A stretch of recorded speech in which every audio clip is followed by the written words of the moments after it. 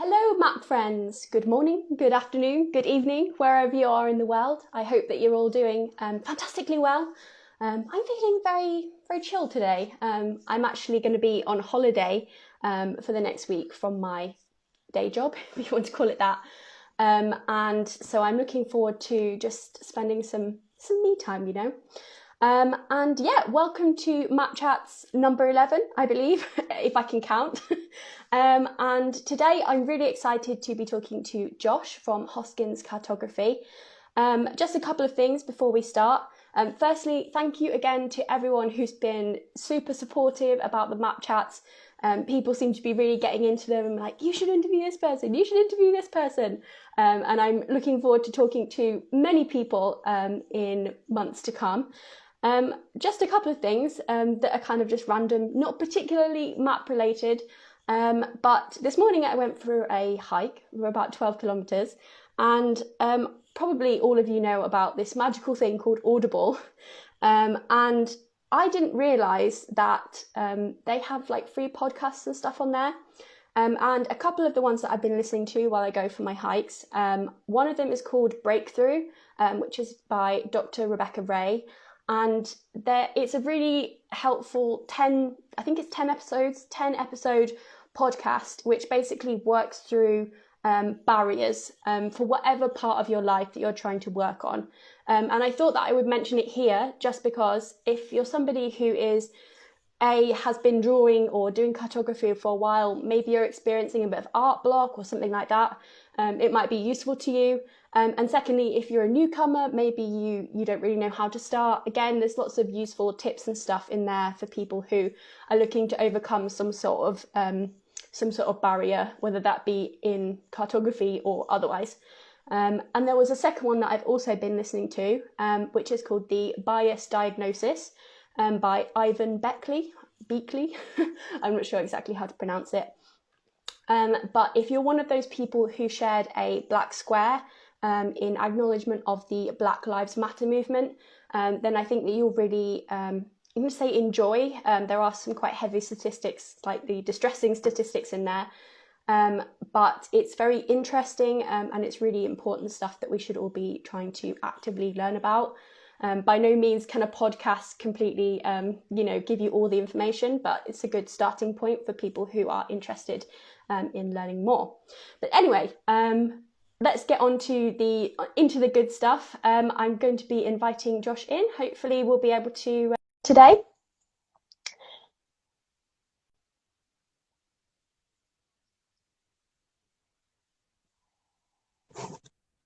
Hello, Josh. Hello.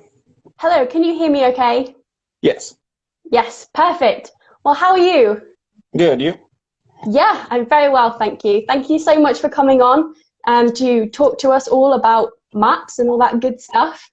I've been obviously in communication with you for, pretty much the whole time that I've been doing maps. And it's really nice to finally be able to meet you and speak to you and all that stuff. So thank you very much for coming on.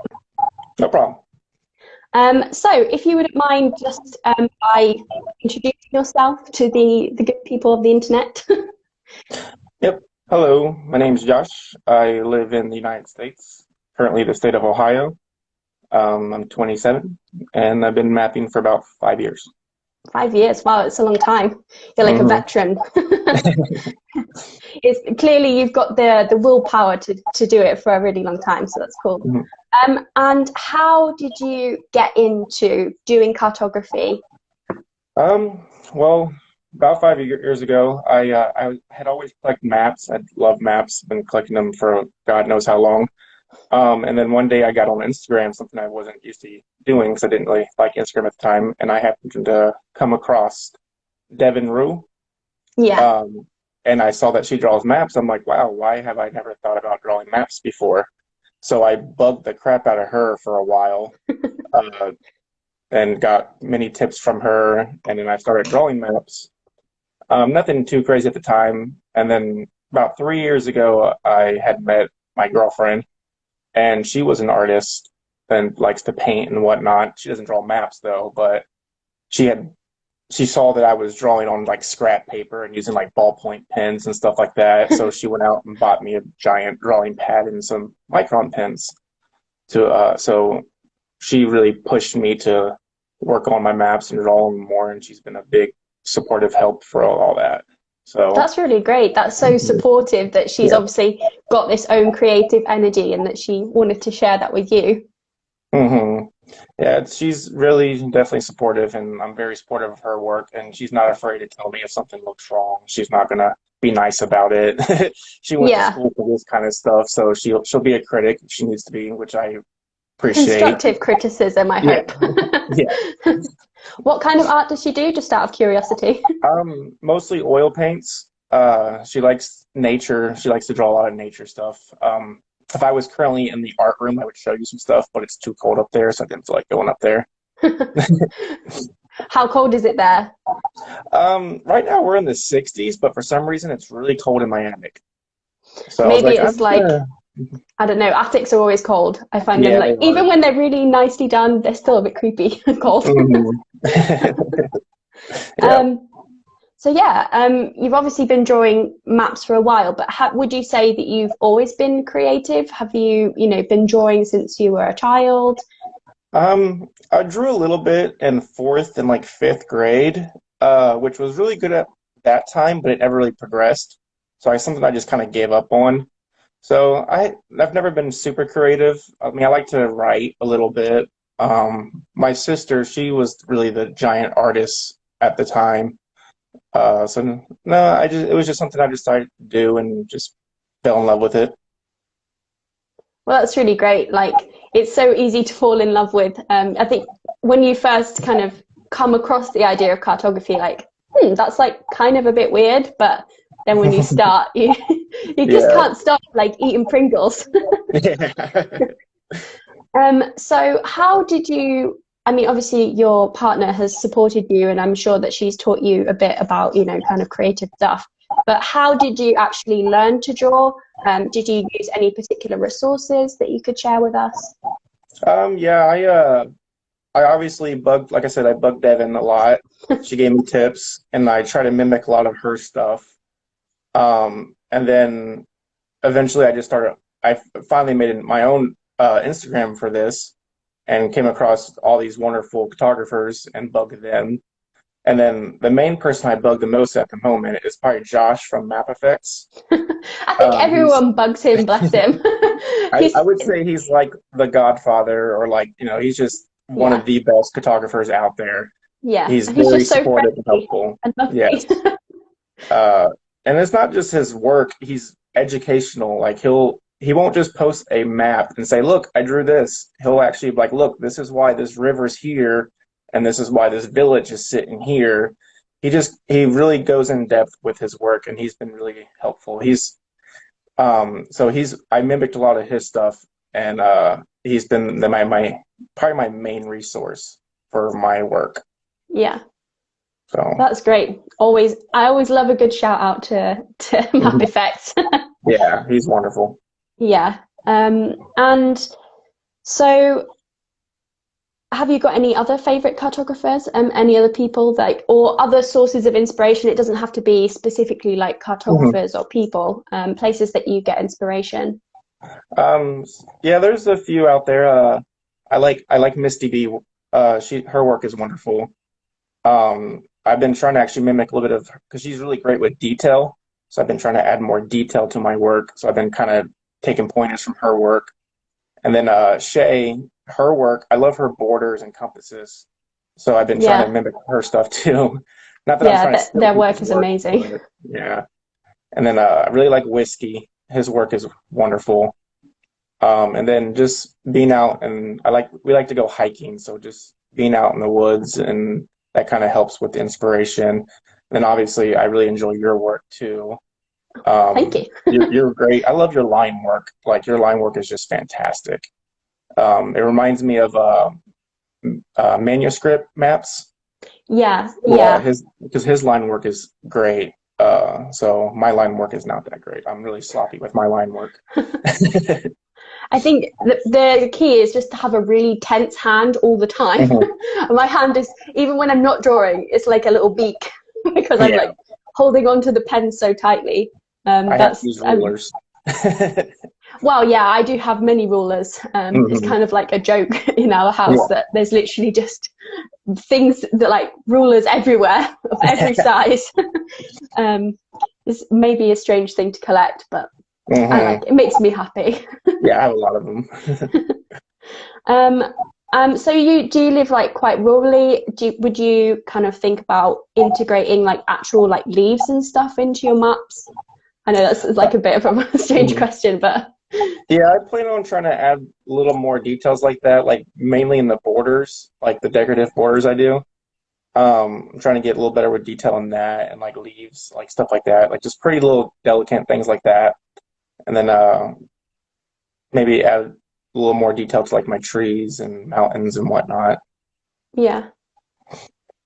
That's cool. So And what kind of, could you tell us a bit more about the tools of the trade that you use, like the mhm. pens, the paper, etc.? Yeah. The pens I use, actually, I figure I'd get a couple out. I use the Micron pens from Ah, yeah, it's a little classic. dark, but um, this is a wonderful pen. They die pretty quick though on me. I don't know why, but it's kind of annoying. But I like Micron. This is probably my favorite brand. And then for like markers and color pencils, I use Prismacolor. Um, they're just a wonderful set of markers and color pencils. They blend really well. They don't like make it look all like like the kids markers where they just look sloppy. Yeah. Um, Same with like the colored pencils. This is probably my main one I use. It's the Ebony Jet Black Extra Smooth. It's where I get my really dark, deep shading in all my mountains and all that. And then like paper, I just use just random sketchbooks that I go out and get. Usually I get 18 by 24 inches, just so Okay. I can have enough size and whatnot. And then if I have to, I'll cut it. I have like a X-Acto knife and whatnot to cut it down. And then I have like my little go bag to go wherever I want to go, and then little squares and whatnot.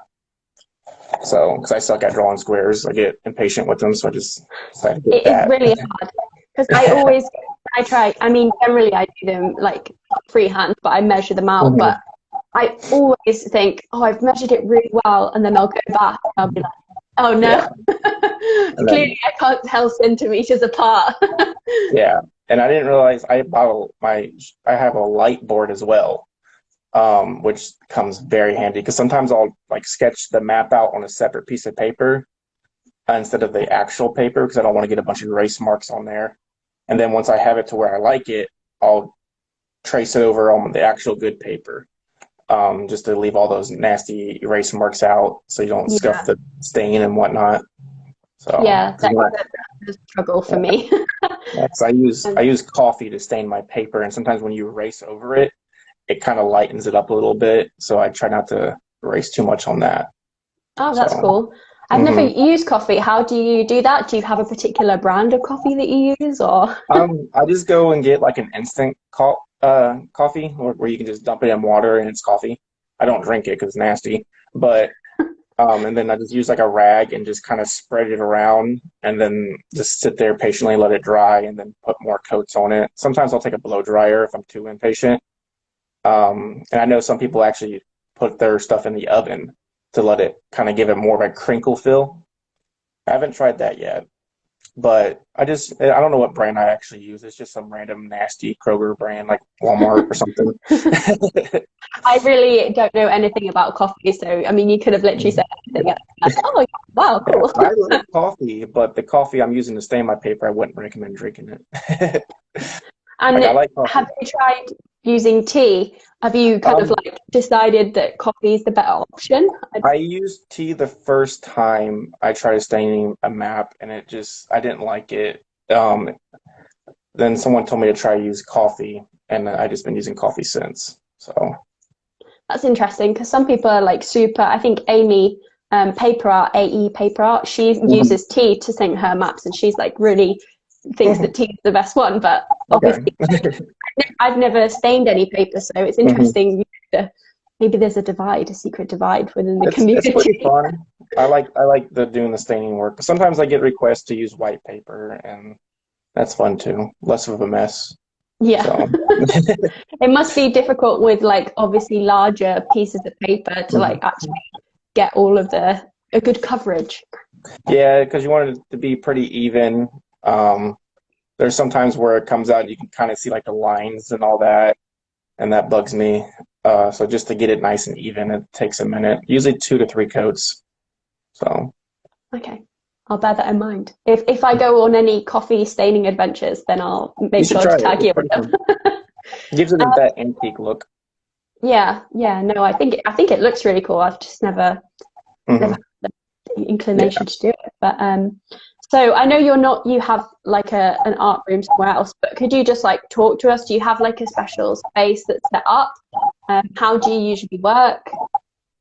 I kind of work variously through the house. We have an art room upstairs, but since it's been like winter, it's been really cold. So typically I actually just sit at my kitchen table, um, and just work there because I'm around everybody. Like I can pay attention to my kids and have music going, TV going, and whatnot. So, and then usually I try to limit my time, but there are times where I'm sitting at the table for hours and I'm like, oh wow, I've been sitting here way too long. I need to get up and stretch and, eat. Um, but yeah, most of the time we sit at the kitchen table. We actually have a nice little art table upstairs where it can like fold and all that. It's nice. But once it starts warming up, I'll probably start working up there again. Um, but yeah. What kind of stuff do you like? Music do you listen to? Any like TV shows that you like watching? I listen to a lot of rock, classic rock like Metallica, AC/DC, and I also Good listen to choices. rap. I like Eminem, Tech Nine, and then we like Shine Down and whatnot. We listen to a lot of stuff, and then like the Hugh band, the Mongolian rock band. I don't know if you ever heard of them, or like Rammstein. Oh, okay. Yeah, so just various stuff. And then my kids like listen to that stuff too, so it distracts them. So especially my toddler, who's just 1, he doesn't watch cartoons. He has to have actual like music videos on, so and A it'll toddler with distract him. taste. Hmm. That's good. At least it saves you from watching SpongeBob SquarePants or whatever all Yeah. the time. And do you have any pets? Yes. I have Do they 4 help cats. with your coffee? Yeah, I have 4 cats and a dog. One's the oldest cat is Sable. She's an all black cat and very grumpy, doesn't like any of the other animals. And then we have Snowball, who only likes one other cat but hates all the other animals. And then we have Shadow, who's cool with everybody. And then we have Sammy, the youngest, who is best friends with Shadow and the dog. There's a And whole we'll mess with, going on yeah. with the pets. And then we just have our dog Gracie. It's a pit bull. We rescued her a couple years ago, from an abusive home.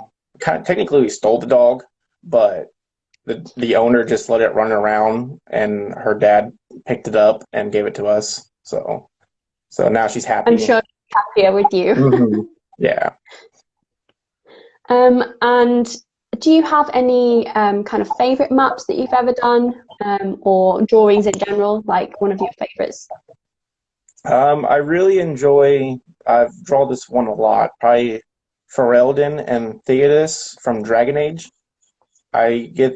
I've drawn both of those probably like 5 times each. I don't know what it is about those. I just like really like to draw those, and they're a really popular request one for me to draw a lot. And then my recent favorite one is probably my Middle Earth one I just did. I had really enjoyed drawing that one because the first one I drew it was like 3 years ago and it was just ugly and I hated it. So, No, but I think it's good to redraw maps over mhm. time because you Yeah, can see an improvement, yeah. especially with like a very famous map, like Middle Mhm. Earth, etc., or Skyrim. You you kind of like, you've got lots of other source material to draw from as well, which I think is really interesting to do as a Mhm. cartographer, to kind of replicate your own work as well as like other people's work. Mhm. So I think it's good to redraw stuff. Yeah. I actually just got permission from Manuscript Maps to read because he drew Anglo-Saxon, and then I asked him if I can mimic it and draw it. And his is still 10 times better than mine, but it was fun to draw it. I actually ended up letting my brother have that copy because he just got done watching this show called The Last Kingdom, so he's kind of obsessed with that era at the moment. So I just framed it and let him have it. And because I'm an advocate study of history, I like history, so anything with history I'll draw or watch. So Yeah, that's really cool. Would you mhm. say that you prefer drawing like real world places or historical maps compared to fantasy, or do you prefer fantasy? I still prefer drawing fantasy maps. I actually just recently started drawing real world maps. I think England was the first one I did a while ago, and then I just drew Anglo-Saxon, and then I just drew my own state, Ohio, and I'm currently drawing California for a friend, and then might draw like Texas or something because that's a popular one. So I'm trying to get out of the fantasy and try to draw a couple of real world maps. Might draw like Spain or I vote Spain. France. Yeah. So I'm trying to change it up a little bit, get out of the fantasy for a couple maps in. No, I think it's good to get space. That's Mhm. something that I Yeah, definitely want to try and do more of. Um, yeah. Consider doing kind of like more city maps and Mhm. battle maps and stuff like that. Is that something you'd be interested in doing? I plan on trying to draw city maps soon and like dungeon maps and whatnot. Um, I'm in my comfort zone, so I'm afraid to get out of that. But it is something I have plans to draw eventually. Um, I just haven't tried it yet. No, it's hard to get out of your comfort zone. Hmm. Um, it's and also when you're doing a lot of commission work, you don't necessarily get a lot of chances to go outside because you're doing work for somebody else rather than for Hmm. yourself. So you can take less risks when somebody's paying you to do it. Yeah, for sure. And speaking about commissions, I know that you do quite a fair few of commissions. Hmm. Um, One of the questions I got from the sticker that I posted was what do you have any tips of how newcomers can actually get into getting their first commission? How do Hmm. you make money drawing maps? It's something that a lot of people are curious about. Yes, actually get on Facebook and join every writing group page. They're always looking for maps. I joined one, and then I ended up joining like six more, and it's like people are always looking for maps to draw. And you also just meet great people. Like I drew a map for this girl called her name's Lucy, and she has been a big help of getting me commissions. Every time she posts her map, I get like five people messaging me. One of them who actually I drew a map for, I actually got a map published in a book. That was the first one I did. It was awesome. It's actually this book. Um, Nice. he was wonderful to work with. His name's Caleb Ortega.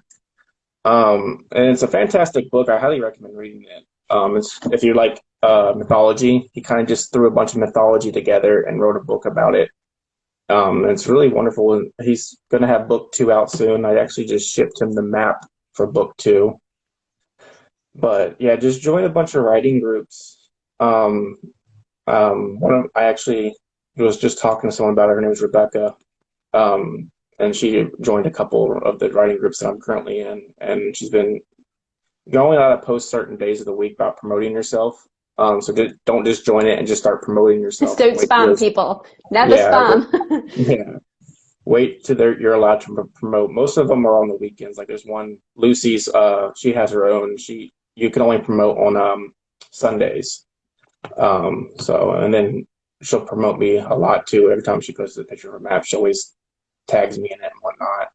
So yeah, just join those groups and people will just message you. That's how I Yeah, I usually think get all that's my really questions.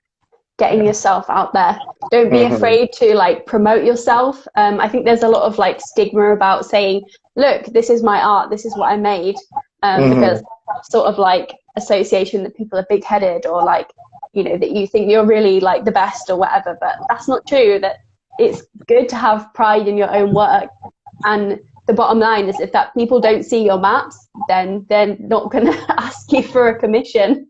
It's Hmm. as simple as that. If they don't know you exist, they can't ask Yeah. you. So get yourself Yeah. out there, people. And something Josh told me to do, start doing more like when I post pictures, start asking questions within my captions to draw comments. Because he said comments are like one of the bigger things you need. It's like part of the The rhythm of algorithm, instant.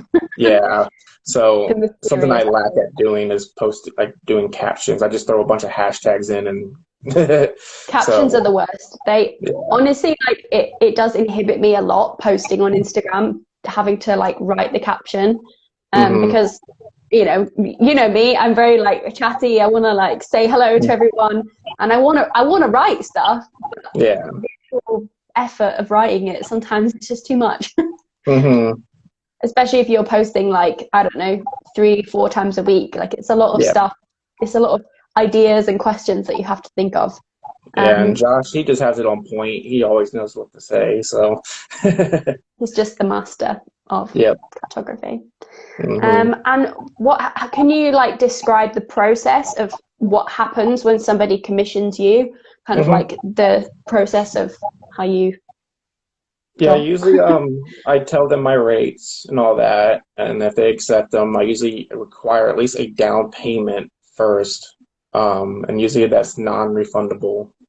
Um, and then I'd usually either have them send stuff through email or just Facebook Messenger or Instagram, just like a bunch of notes, as much as notes as possible.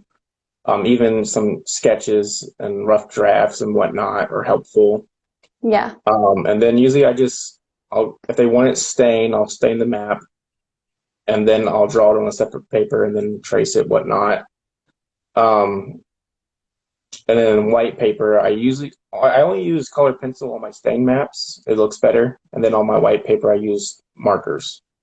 Um, and then usually I start with the layout of the world, and then I write every name first, and then I'll go through and add like mountains through like with pencil, trees, canyons, and then I'll go through and ink all that, and then I'll just usually draw like a border if they want a border or a banner, something like that, or a nameplate.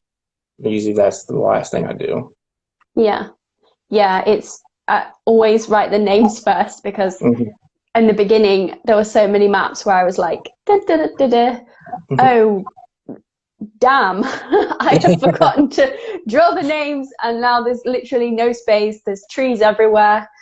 it's Hmm. it's really important to at least leave space. You don't have to actually Yeah. write them in, but do be mindful of your space. Hmm. I've It's had that very happen a few times. easy at the beginning to like not plan, just to kind of like draw, and that's fine. Hmm. But I think you do learn that way, as to how you kind of remember more. Oh, this is the process that works well for me. This is how I layer the different landscapes. But yeah, Hmm. making sure that you write the Yeah, names definitely. is a good And tip. I get nervous when I start inking, especially the names, because I have a habit of misspelling a lot, and not correcting my spelling. And I've had so many maps where I've messed up, like my Westeros map. If you actually look very carefully where it says Westeros, it's actually another piece of paper glued on top of it because I misspelled Westeros on accident. It wasn't a commission map, so I wasn't worried about starting over. It was just a map I drew for myself. So, but I had to glue a piece of paper and stain it again and just rewrite Westeros over it. I've had that happen It is twice. hard, Yeah. because like a lot of fantasy names or historical names, they're not like normal spellings of stuff. Mhm. So your brain just like fills in the gaps sometimes, and then you go back Yeah. and be like, see. Yeah. And do you design your own fonts?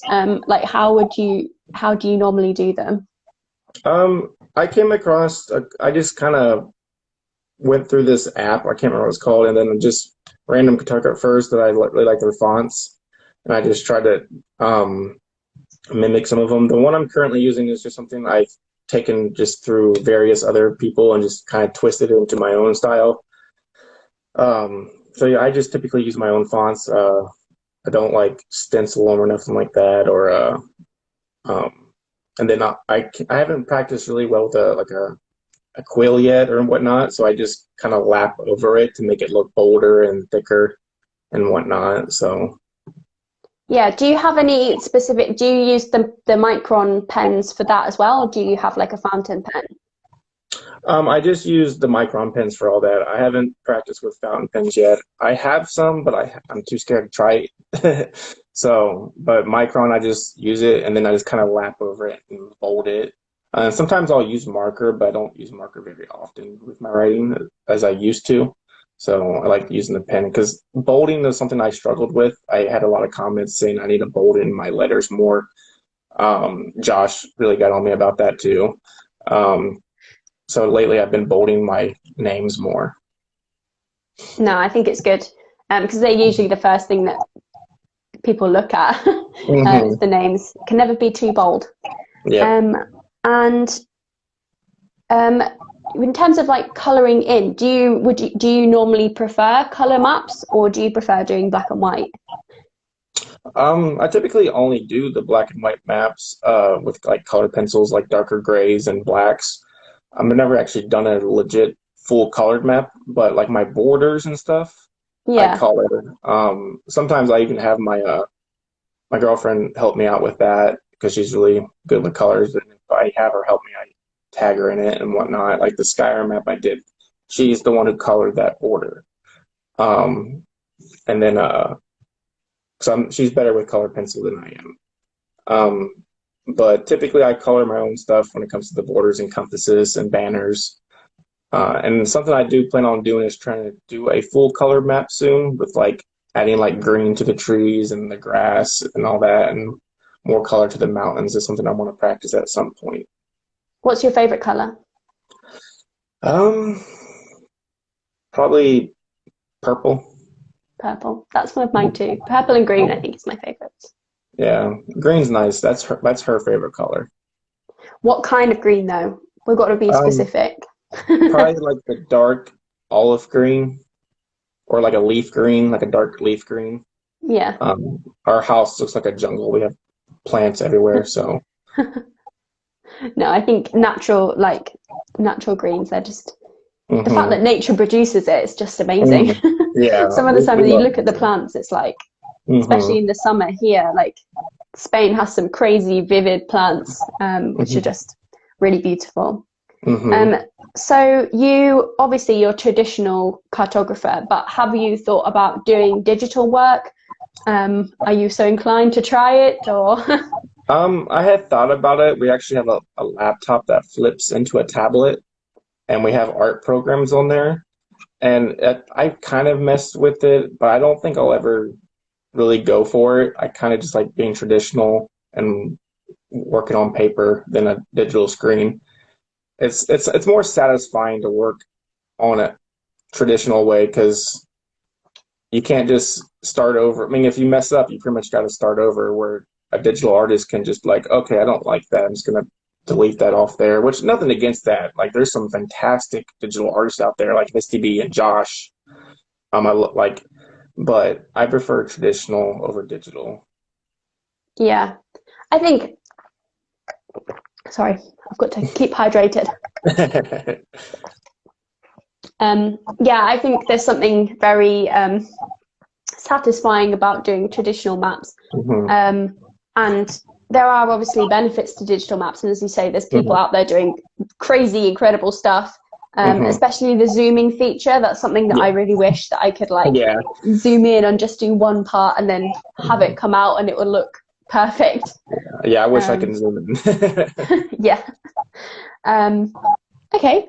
Well, do you have any kind of future projects? How do you see your business and your Instagram kind of growing? Do you have any dream projects, kind of like Mhm. working on a game or something?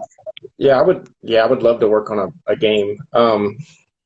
Project wise, I have a couple maps in line. Mostly a couple fantasy maps. The Wheel of Time map is on my list to draw, and then like a couple maps from like video games like Diablo. Uh, and then I've had some requests to do like some sci-fi, like space maps, but I feel like that's going to involve a lot of color. I feel like just black and white that would look a little dull. And then as for growing, I'm trying to grow. I'm sitting at like 1,700 followers now, I think. So I've been talking to Josh about how to produce more followers and grow a bit more.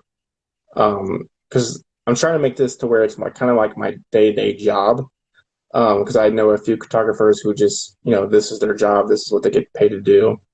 Um, because I would love to do this for, work more, but I don't get like I get commissions, but it's not very steady. Um, Yeah. so, but growing, we'll grow eventually, and then I'm mostly on Instagram. I have a Facebook page. I haven't touched Twitter, um, but hopefully one day it'll be as big as Josh. Like he's got like I think 25,000 followers, and that's just amazing. So Yeah, I think with social media, like consistency is the king, queen of all of it. Like as long as you post kind of like consistently and using hashtags and stuff like that, there is steady growth always. yeah, Have you are you would you consider ever doing a Patreon, etc.? I have thought about doing that, but I really don't know how to like go about that. Like, I have to look more into it. Um, because I assume you just do like subscriptions or something, and you just like here donate $5 and you get like a couple free maps or something. So I got to figure out how to go about doing that. Not very tech savvy. So I have a friend who knows how to do all that. We're gonna work on it one day. But yeah, Patreon would definitely be something I would work on. I have an Etsy at the moment. Yeah. Um, so I get quite a few sales through Etsy. Which I probably shouldn't be selling those maps because they're technically like, fantasy maps that I didn't come up with. 'Cause that's something that a lot of photographers don't know how to go about. But it's considered fan art, and I see people selling fan art all the time. Yeah. So, and so far I haven't gotten flagged or in trouble for selling maps that are technically not mine. Like I've sold a few of like the Dragon Age maps. Um, So I don't. If I get in trouble, that's my fault. But for now, I'm gonna continue selling them because it's technically my art, but it's not my art. But it's fan art. So Yeah. I think as long as you're clear that it's not yours, this is just mhm. your interpretation of it, Yeah, um, then I don't really mhm. see why not. Yeah, And a lot of cartographers kind of integrate world building. Like a lot of people come in to cartography from world building, or after being a cartographer, go into world building. Um, are you interested in world building? Do you do kind of Mhm. stories behind your maps and stuff like that? Actually, yeah, I have a map that I've been working on for quite some time. That's a world building map. It's kind of going towards a novel I've been writing for years that I'm probably never going to finish, but and it's also might be for a future D&D campaign. Um, but yeah, world building is definitely something I would like to do more and kind of just draw my own worlds and whatnot. That's cool. I think you Mhm. should write a book. I think everyone should write a book, Yeah, but it's easier said than done, right? yeah. I'm the same. Like I have so many ideas, and then actually, when you come Mhm. to sit down and write, you're like, Yeah, I wow, keep changing my story a lot. yeah. So, And you've mentioned D&D. You play D&D a lot. Are you a player? Are you a DM? I haven't played a whole lot, but we've dabbled in it a few times. But the group I was in, we were all new.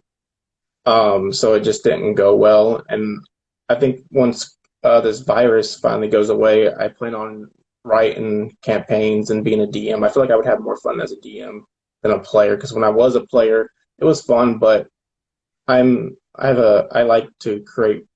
So like I feel like I could easily create a D&D campaign in a world and a story with it. So Yeah. Would you consider like doing illustrations of like characters and monsters and Um, stuff? if I could draw them, yes. I can only draw maps. For some reason, I can't draw anything else. But I'm sure if I sit down and practice and tried, I could. But that's just, like I said, comfort zone. I'm afraid to reach out that far. Yeah. So Or maybe if your hopefully partner, one day. if she's done like life drawing and stuff like that when in her art training, maybe she can help you. Yeah, I'm sure she's always encouraging. So I'm sure she'll sit down and help me one day. And so, No, that's really good. And kind of finally to round off, do you have what's your hot tips for newcomers into cartography, like your best beginners tips? If there's anything that you haven't mentioned, obviously, before. um, definitely bug Josh. Yeah, everybody just go and annoy Josh. Yeah. But on honesty, just practice. Just follow a bunch of cartographers and study their work. Even if you have to mimic it for a while, just to get the flow of things to where you can find your own work. Because eventually you'll be scrolling and you don't even have to look at it, the name, and you know whose work that is. Like as soon as you post something, like I know that's your work before even looking at the name. And just practice and study. Go out and get some books that have maps in them and study how it works. And then, like I said, Josh, he has wonderful tips on his stories, um, on how to draw things and all that. So, and yeah. Yeah, I think that's a really Hmm. good idea. Josh is going to have an influx of messages now. His cartography sent me here. Yeah. Okay, well, I think that's all of the questions that I have for you this evening. Mhm. Thank you so much for coming on. I hope that people have learned something about you today. So yeah, thank you so much for coming on. Thank you for having me. Of course, anytime. Mhm. And I will, if you want me, I can leave like an email or something in the description below if somebody's interested in having a commission. Then I'll Mhm. put the information in the biography section of Yeah. this Yeah, just slide. yeah, just add my like name or something. I have my email linked into my bio, I think. Do you Um, generally prefer that people contact you by email or DM, or how is the it best way doesn't to get? matter. My chat board is always open. I talk to everybody. I bug people daily. My girlfriend says it's weird because I talk to people I don't even know. I'm always on I think social media that's the talking to people. beauty of this community is that I have literally talked to like hundreds of people that I never would have had any like kind of connection with otherwise. You know, I've been talking to you for a Hmm. really long time, and the Hmm. same with a lot of other people in the community. And I feel like I'm friends with all of you, Yeah, I even talk if to we haven't everybody. necessarily like met in real life or Hmm. even spoken face to face online. So yeah, this community is just chef's It's kisses. perfect. Yep, I've never met a negative person, so. No, I think everyone's just Hmm. stellar. Well done, everyone. Okay, well, I think that's all we've got time for this evening. But yeah, thank you again for coming on. Thank you. And yeah, anyone who's interested, you can check Josh out below. All right, bye. Okay, thank you very much.